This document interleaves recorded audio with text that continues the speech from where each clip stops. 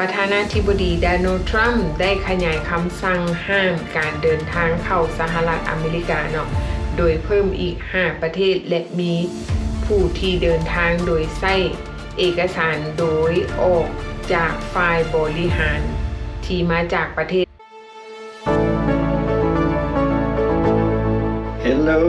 Hello สบายดีทุกคนสบายดีแม่บ้านสวัสดีคุณสวัสดี FC ทั้งภายในและต่างประเทศ1 วันพันเหตุการณ์มื้อนี้เฮาก็มีเรื่องราวที่หาเขาออกมาใหม่ๆมาดๆเกี่ยวกับประเทศลาวหรือว่าเกี่ยวกับการสั่งห้ามในการเข้าสหรัฐอเมริกามันก็จะว่า full travel ban เนาะภาษาอังกฤษก็ได้แม่นเนาะพี่น้องเฮาบ่เว้าหลายใหญ่ห่างเนาะเฮามาฟังเหตุผลแล้วก็มาฟังว่ามีประเทศใดๆที่ถูกสั่งห้ามแบบที่ว่าเต็มรูปแบบเนาะประธานาธิบดีโดนัลด์ทรัมป์ได้ขยายคำสั่งห้ามการเดินทางเข้าสหรัฐอเมริกาเนาะโดยเพิ่มอีก5ประเทศและมีผู้ที่เดินทางโดยใช้เอกสารโดยออกจากฝ่ายบริหารที่มาจากประเทศปาเลสไตน์เข้าสหรัฐอเมริกาทำเนียบข่าวได้กล่าวว่าข้อจำกัดดังกล่าวมีจุดประสงค์เพื่อปกป้องความปลอดภัยของสหรัฐอเมริกาและจะมีผลบังคับใช้นับตั้งแต่วันที่1เดือนมังกรก็คือปีหน้าเนาะเดือน1 1st January ปี2026ข้อจำกัดในการเข้าประเทศอย่างเต็มรูปแบบจะถูกบังคับใช้กับประชาชนที่มาจากประเทศบูกินาฟาโซประเทศมาลีประเทศไนเจอร์ประเทศเซาท์ซูดานและซีเรียรวมถึงผู้ที่ถือหนังสือเดินทางของหน่วยงานปาเลสไตน์รัฐบาลยังได้เลื่อน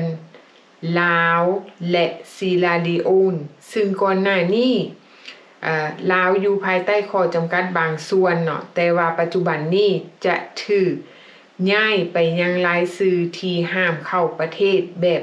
เต็มรูปแบบเนาะและจะใช้ข้อจำกัดบางส่วนกับอีก15ประเทศรวมถึงประเทศไนจีเรียเทนซาเนียและซิมบับเวเนาะอันนี้แม่นเขาเจ้าจะมีข้อจำกัดบางอย่างกับ15ประเทศโดยที่เขาเจ้าอาจจะเข้ามาได้เฉพาะแต่วีซ่าแบบการทูตบหรือว่าวีซ่านักธุรกิจบหากแต่ว่าการเข้ามาแบบท่องเที่ยวนี่แม่นเขาเจ้าก็จะมีข้อห้ามเนาะซึ่งว่าการขยายข้อห้ามการเดินทางครั้งนี้เป็นสิ่งจำเป็นเนื่องจากสิ่งที่รัฐบาลของเขานี่อธิบายว่ามันเป็นความล้มเหลวในการคัดกรองและตรวจสอบอย่างรอบด้านในต่างประเทศหมายความว่าเขาเจ้ามีความล้มเหลวในการคัดกรองเพราะว่าบุคคลที่เข้ามานี่ยังมีคนที่เข้ามาแล้วลักลอบกระทำแบบผิดกฎหมายเนาะหรือว่าเข้าเมืองมาแบบผิดกฎหมายเจ้าหน้าที่ก็เลยอ้างถึงว่าเนาะทางสหรัฐอเมริกานี่หรือว่าเจ้าหน้าที่ตรวจคนเข้าเมืองเนาะเขาเจ้าจะอ้างถึงว่าอัตราการอยู่เกินวีซ่าที่สูงเกินไปเนาะและบันทึกระเบียบการลงทะเบียนการบันทึกการลงทะเบียนคือว่าลงทะเบียนราษฎร์คือยกตัวอย่างว่าการบันทึกการลงทะเบียนในปึ้มสมโนครัวซะเว้าแปลภาษาลาวเนาะอันนี้แม่นบ่น่าเชื่อถือบางคนเฮ็ดแบบปลอมนะมันยังมีการลงทะเบียนแบบปลอมคือยกตัวอย่างคือสมมุติว่าเฮามาในนามท่องเที่ยวหรือมาในนามเยี่ยมยามและเฮาอยู่เกินแล้วเฮาไปซอกแต่งงานจังซี่นะไปซอกแต่งงานกับคนที่เป็นซิติเซนเพื่อเฮาต้องการอยู่นี่เพราะว่าหยังเพราะว่าตอนเฮาเข้ามาเฮาจะถูกบันทึกว่าเฮาเป็นคนที่เข้ามาท่องเที่ยว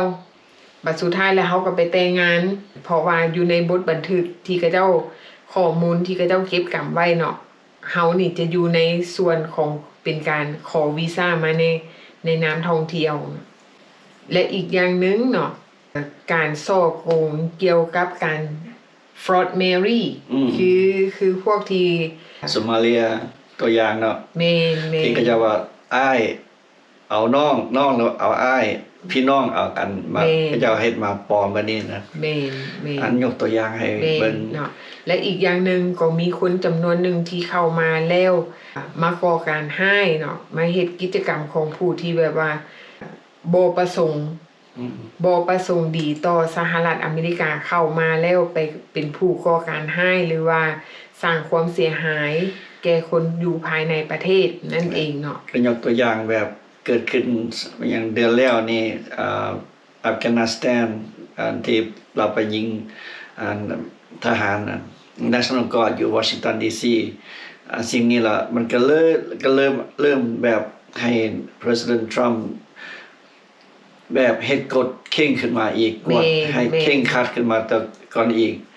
เพราะฉะนั้นน่ะประเทศลาวเฮาก็เลยถือกันแต่ตะกี้ก็ถือแบบแบบโยนย้อนเนาะ แม่น วันนี้ก็เลยเลื่อนมาถึง full ban เลย เนื่องการที่ประเทศลาวเฮาตกอยู่ในฟูลแบนหรือว่า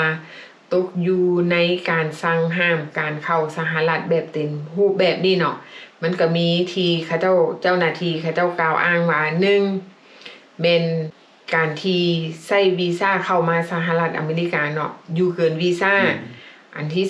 2เป็นเข้ามาแล้วบ่มีความน่าเชื่อถือในการจดทะเบียน หรือว่าการลงทะเบียนในการขออยู่สหรัฐอเมริกานี่เนาะอันที่3ก็คือ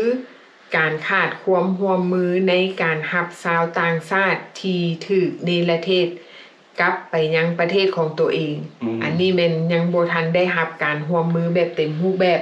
เพราะฉะนั้นประเทศลาวจึงถูกเลื่อนจากการที่อยู่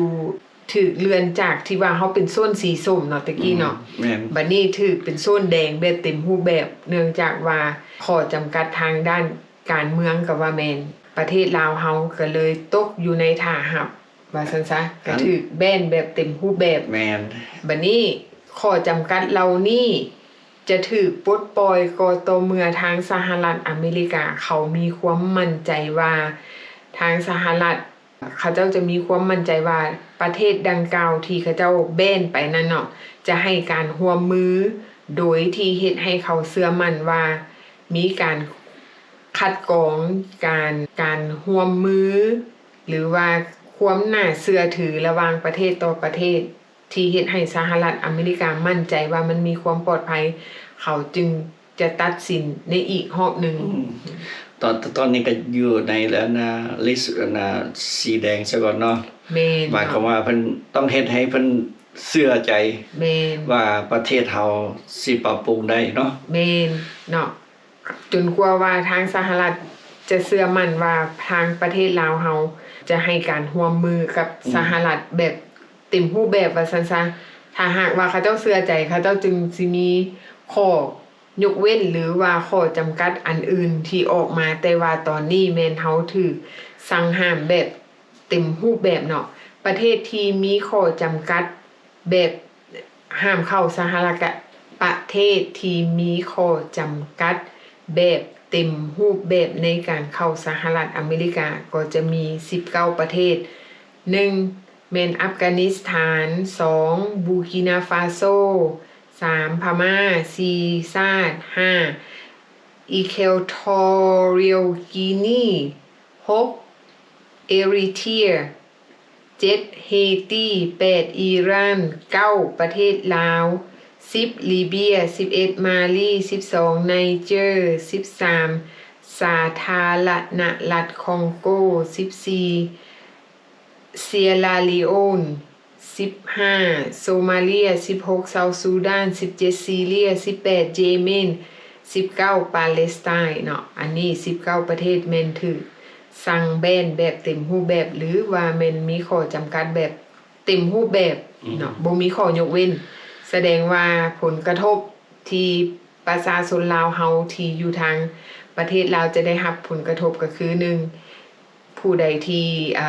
apply เขียนฟอร์มเพื่อฟอร์มบ่ว่าจะเป็นฟอร์มคู่มั่นการเฮ็ดธุรกิจหรือว่าการมาเรียนหนังสือ เรื่องสมาท่องเที่ยว หรือแม่นกระทั่งมาท่องเที่ยวอันนี้แม่นจะถูกสั่งห้ามแบบเต็มรูปแบบจนกว่าจะมีการประกาศออกมาอีกเทื่อนึงเนาะอันนี้ก็จะเป็นข่าวหนึ่งที่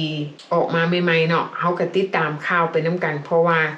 ข่าวนี้หาก็ออกเนาะ ถ้าหากว่ามันมีหยังเปลี่ยนแปลงหรือว่ามีหยังเพิ่มเติมเฮาก็รอฟังข่าวไปนํกันแต่ว่าปัจจุบันนี้แม่นประเทศลาวเฮาถูกแบนแบบเต็มรูปแบบหรือว่าถูกสั่งโจ๊ะแบบเต็มรูปแบบคนใดที่กำลังเขียนฟอร์มที่จะไปเอาครูมั่นมาตอนนี้ก็ถือว่าเขาเจ้าก็สั่งหยุดเนาะเมื่อก่อนแต่ 2-3 เดือนหลังหรือว่า6 เดือนหลังที่ผ่านมาผู้ที่ขอ ครูมันบ่ ขอวีซ่าครูมั่นก็ยังพอมาได้แต่ว่าปัจจุบันนี้ถูกแบนแบบเต็มรูปแบบก็คิดว่าอันนี้ก็คือสิถูกแบนไปนำ แม่น แล้วอีกอย่างหนึงเนาะการที่เฮาก็บ่ฮู้ว่าปัจจุบันนี้ว่ามันอยู่ในสหรัฐอเมริกาเนาะเฮาจะได้รับผลกระทบหยังใดเกี่ยวกับคนที่แต่งงานแล้วไปขอซิติเซนแล้วก็ไปยืน apply form ที่ไปขอบัตรเขียว เฮาก็ได้ยินข่าวสุดแล้วนี่เพิ่นก็ต้องกวดเคร่งครัดคันผู้ที่มาแล้วก็คิดว่าเพิ่นก็สิกวดเคร่งครัดแบบต่อบัตรเขียวบ่ต่อบัตรเขียว10 ปีบ่หรือว่าต่อไปยื่นฟอร์มเขียนเป็นซิติเซนนี่ก็สิยังคิดว่าก็ยังได้คือเก่าอยู่ อันนี้แม่นแนะนำว่าต้องไปหาลอเยอร์เนาะ ไปปรึกษาปรึกษา แม่นปรึกษาอันนี้แม่นแนะนำว่าให้ปรึกษาทนายความเพื่อความแน่ใจเนาะแล้วก็เพื่อความคลายข้อข้องใจและบ่ให้เฮาวิตกกังวลจนเกินไป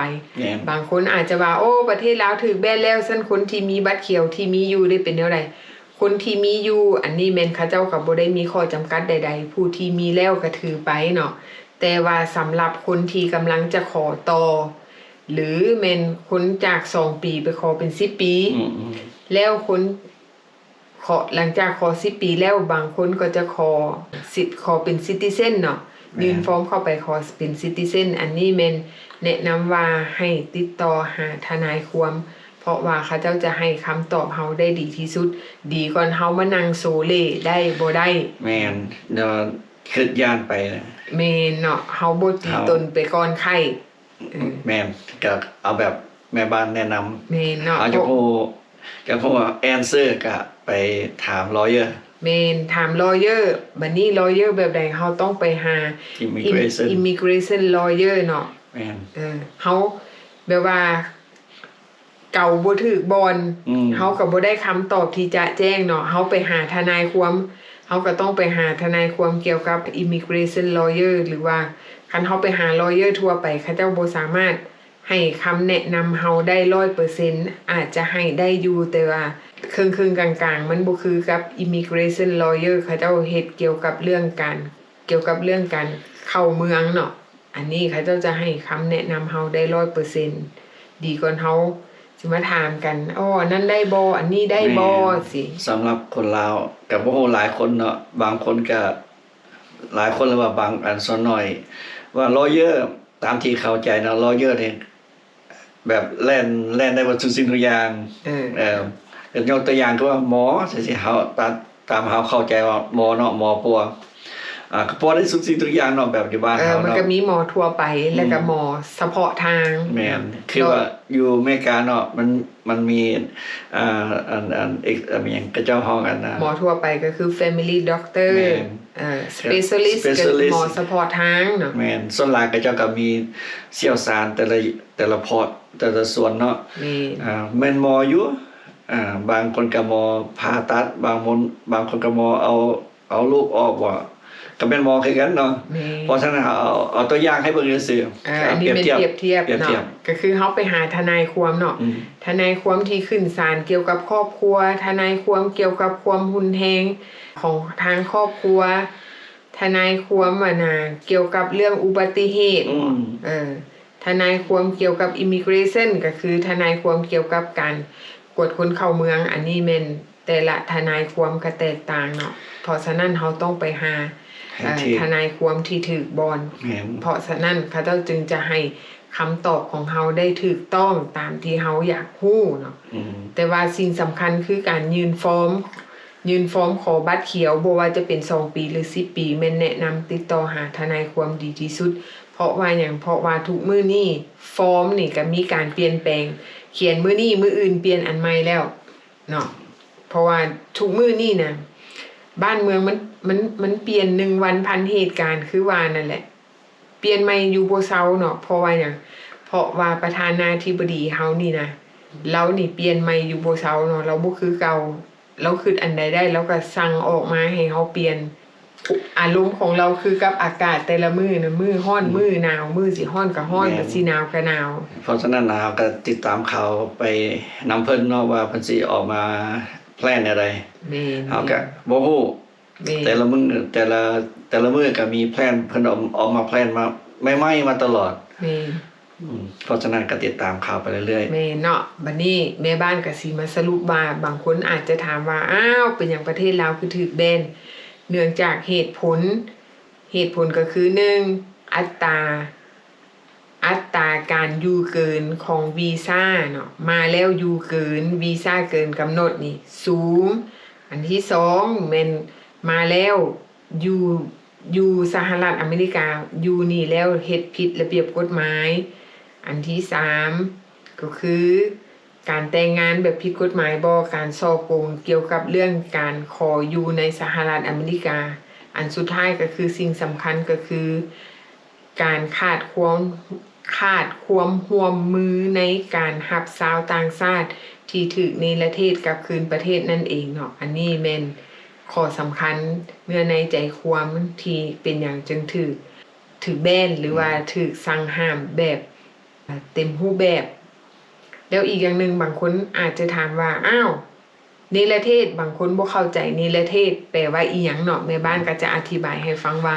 คำว่าเนรเทศนี่ตามพจนานุกรมเนาะหรือว่าตาม dictionary เพิ่นบอกว่าเนรเทศก็คือแปลว่า deport เนาะ ๆอืม แล้วอีกอย่างหนึ่งถ้าหากว่าแปลแบบคำศัพท์แบบชาวบ้านเนรเทศหมายถึงว่า